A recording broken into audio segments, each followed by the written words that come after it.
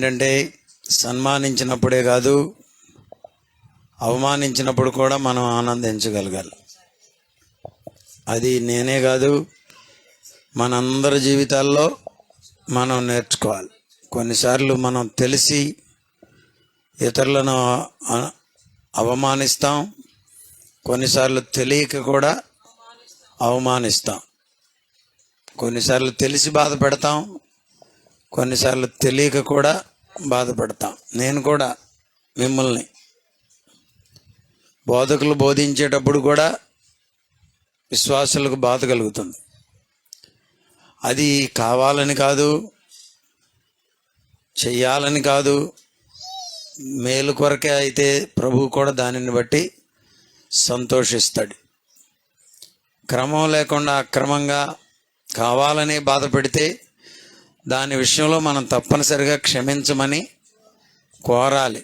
సేవకుడు విశ్వాసినైనా, విశ్వాసి సేవకుడినైనా అందులో తప్పేమీ లేదు. ఏదేమైనప్పటికీ ఈరోజు పాస్టర్స్ డే అంట. నేను కూడా అంతకుముందు చూశాను, కొంతమంది గ్రీటింగ్స్ పంపారు. మీ అందరికీ వందనాలు. మీ అందరూ ఉంటేనేగా మేము పాస్టర్లం, లేకపోతే ఎవరికి పాస్టర్లం. కాబట్టి మీకు వందనాలు, స్తోత్రం. సిలువనెత్తుకోవడం అంటే ఏమిటి? సిలువనెత్తుకోవడం అంటే మనము న్యాయాన్ని కోల్పోవడం. యేసుక్రీస్తు వారు న్యాయాన్ని కోల్పోయాడు. లెక్క అయితే యేసయ్య సిలువ ఎత్తుకొనకూడదు, లెక్క అయితే యేసయ్య మీద సిలువ మోపకూడదు. యేసయ్య మీద సిలువను మోపారు. ఏ తీర్పు తీర్చి? అన్యాయపు తీర్పు తీర్చి. కాబట్టి క్రైస్తవ జీవితంలో ఒక అనుభవం ఏంటంటే న్యాయాన్ని కోల్పోవడం.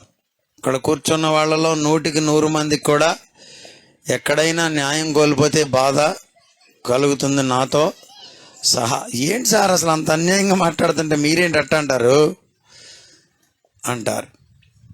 మనమే అనకపోయినా కనీసం అనుకుంటాం.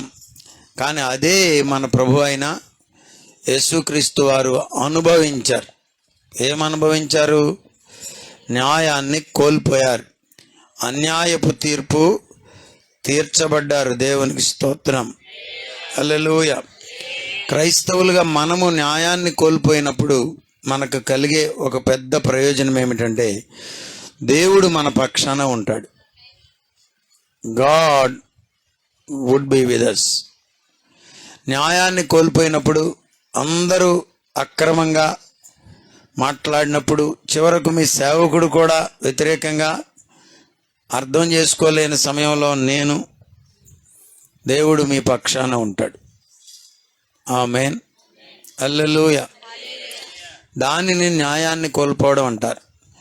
అన్యజనుల దగ్గర న్యాయాన్ని కోల్పోవలసి వస్తే అక్కడ సువార్తకు ద్వారం తెరవబడుతుంది. క్రొత్తగా సువార్త కొరకు వెళ్ళే దైవజనులు, క్రొత్తగా సువార్త విషయమై ఆసక్తి కలిగినటువంటి విశ్వాస బిడ్డలు, సంఘం, మీరు గుర్తుంచుకోండి, ఈ దినాల్లో అన్యాయం జరిగిపోతుంది, అన్యాయం జరిగిపోతుంది, అన్యాయం జరిగిపోతుందని గగ్గోలు పెడుతుంది సంఘం.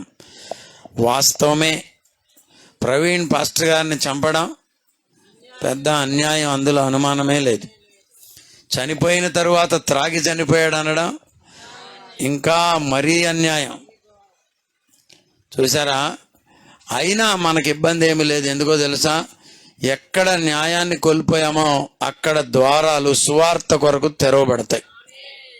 హల్లెలూయా.